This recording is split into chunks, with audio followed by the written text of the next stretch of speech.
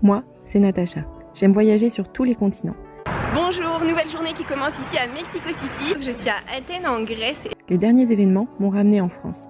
Entre les paysages grandioses, les plages de rêve, les spécialités locales, les traversées en bateau et le temps ensoleillé, j'ai vraiment adoré.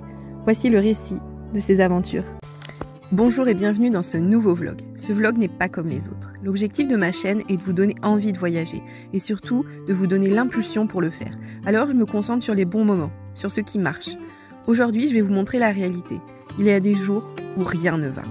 Nous avions prévu de visiter le célèbre village du Castellet. C'est ici que le film La femme du boulanger de Marcel Pagnol a été tourné. Loin d'une ambiance animée de l'arrière-pays, nous avons expérimenté les rues désertes un jour de pluie. Le village était néanmoins mignon, laissant entrevoir tout son potentiel d'un jour de beau temps. Nous nous réjouissions à l'idée de nous régaler avec une fougasse. Nous avons suivi les panneaux indiquant la boulangerie, mais elle était fermée.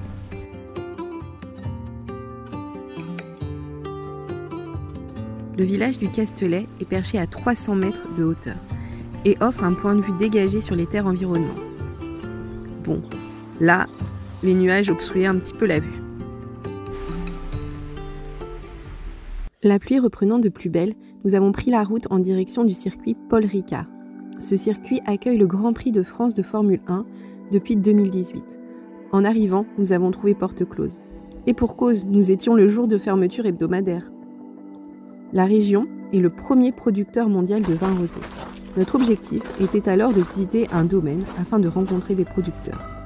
Après quelques tentatives infructueuses, nous sommes enfin arrivés au domaine de la Vivonne. La productrice nous a expliqué quels étaient les différents cépages qui composaient chaque cuvée. Puis, nous avons pu goûter quelques-uns de ces vins. Le vin était correct, alors nous sommes repartis avec un carton. Nous remontions en voiture en direction du centre Leclerc. Les voyages, c'est aussi des étapes de ravitaillement. Les courses rapidement bouclées, nous nous dirigions vers la presqu'île de Gien, toujours sous la pluie. Une autre partie de mes voyages que je ne vous montre pas, ce sont mes logements, car souvent je ne les trouve pas très intéressants. Jusqu'à ce que je découvre celui-ci. Regardez plutôt. Ce canapé est aussi un lit escamotable. C'est un peu dur. C'est facile, mais c'est moi qui n'ai pas de force, bien sûr. Donc voici le lit. Hop. Ça, c'est le coin. Oh là là, mais j'ai beaucoup sorti. En fait, il sort beaucoup. Hop. Et donc, ça fait le lit double était caché sous cette extrade. Là, vous avez un lit simple pour un enfant. Et si vous avez un second enfant, il y a un deuxième lit escamotable. Je suis fan de ce lit escamotable, si pratique pour une famille de 4 et tellement gain de place. Nous avons chillé un peu dans l'appartement en attendant la fin de la pluie. Mais nous avons dû nous rendre à l'évidence, la pluie n'allait pas cesser. D'habitude, je ne filme que quand il fait beau, afin de donner envie d'aller dans un lieu.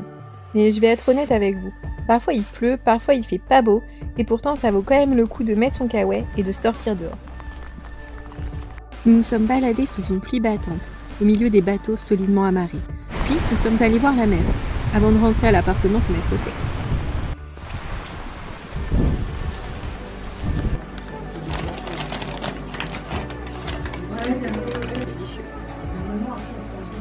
Ce soir, on mange une fougasse, c'est un pain traditionnel à pâte molle.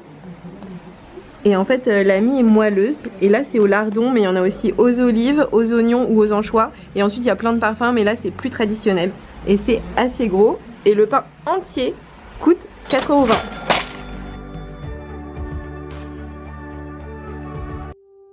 Ce matin, la pluie a laissé place à un ciel bleu sans nuages. Nous avons décidé d'aller voir les salins pour s'approcher au plus près des flamants roses. Nous sommes sur la presqu'île de Gien et on essaye d'aller voir des flamants roses. Enfin, ça, c'est ce qu'on croit. En raison de la journée semée d'embûches de la veille, j'ai perdu confiance. Et la suite des événements me donnera raison. On est garé sur le parking du Capt. Et le parking a une plutôt très jolie vue sur la mer Méditerranée. Ici, les gens ne nagent pas dans l'eau, mais ils marchent. Là, vous les voyez, ils sont tout un tas, là-bas aussi, en train de marcher. Les salins ne sont visibles que sur visite guidée et évidemment il y a très peu de visites guidées, il y en a une toutes les semaines qui dure 2 heures et nous comme on l'ignorait on est arrivé et c'était fermé, ce qui fait que là on se rabat, on va vers le sud de l'île pour voir ce qui est joli à voir là-bas. J'essaie dans mes vidéos de ne pas faire part de mes déceptions, car j'ai la chance de voyager, et ça serait déplacé de me plaindre alors même que j'ai cette chance.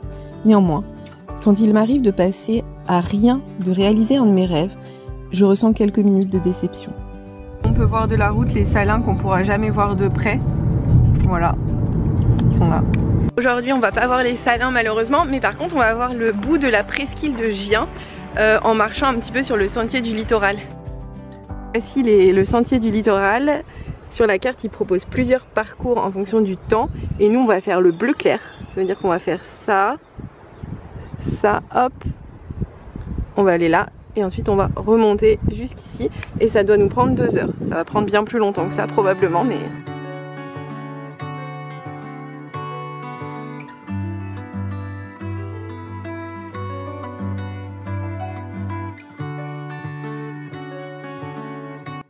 Notre chance semblait avoir tourné. Le sentier était magnifique, facile, le temps était parfait. Something about you that day. I can still hear the shimmering sound. The hill is near, let's get right up. Walk up to the very top. We couldn't tell the sky from the ground. I know my life will never be the same after that day. You wrap me around your fingers and you stay.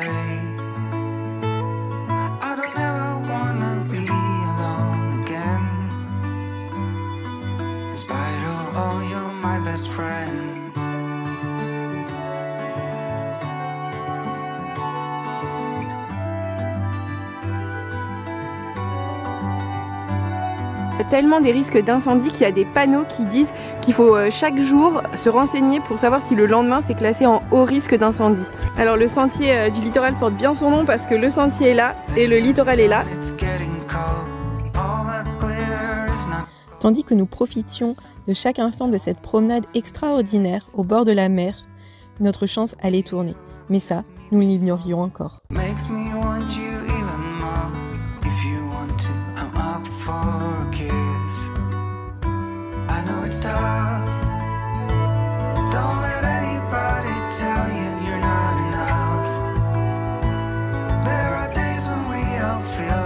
Il y a une telle différence entre les passages abrités et les passages non abrités. Honnêtement, quand c'est non abrité, c'est limite dangereux parce qu'il y a des rafales de vent. Heureusement qu'elles nous poussent vers l'intérieur des terres et pas vers l'extérieur, sinon ce serait impossible.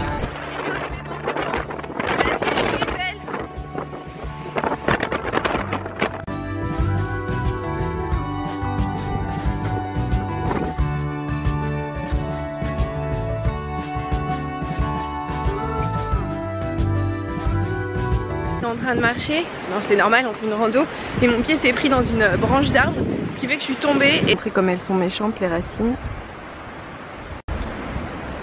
Le seul avantage que je vois dans cette chute, c'est que comme je suis déjà tombée hier, j'ai déjà du désinfectant, des compresses, du cicatrisant et d'énormes pansements, bah au moins c'est une pierre deux coups quoi. Ah, et on rentre. Et mon genou, maintenant que voilà. Déjà à l'heure du retour, on a un petit peu écourté la promenade pour cause de blessures et de mal de tête. Et désormais on rentre vers la voiture en passant par la route. Hein. Voilà. En tout cas c'est une promenade que je vous conseille de faire. Il y a plusieurs horaires et quand il n'y a pas de vent ça doit être super agréable. On est de retour dans la voiture, on va essayer de rentrer au port en passant par la route des Sels. Parce que cette route en fait est bordée d'un côté par la mer Méditerranée et de l'autre côté par des étangs ou par des salins.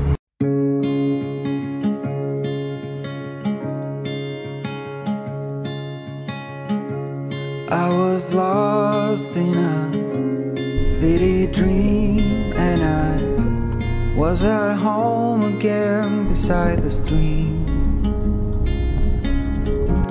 Then you walked past me and you saw me and smiled.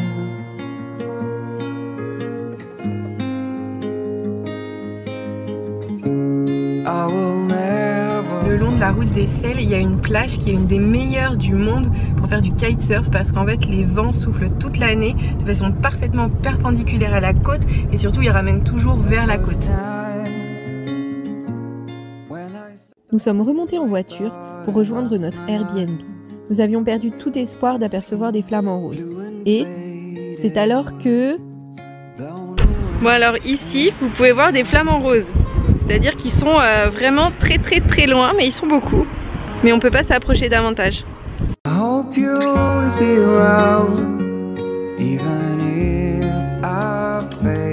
Nous sommes retournés profiter du port d'hier pour pique-niquer en admirant les bateaux. Puis nous avons quitté pour de bon la presqu'île de Gien. Ces quelques jours nous ont appris que tout ne se passe pas toujours comme on l'aimerait.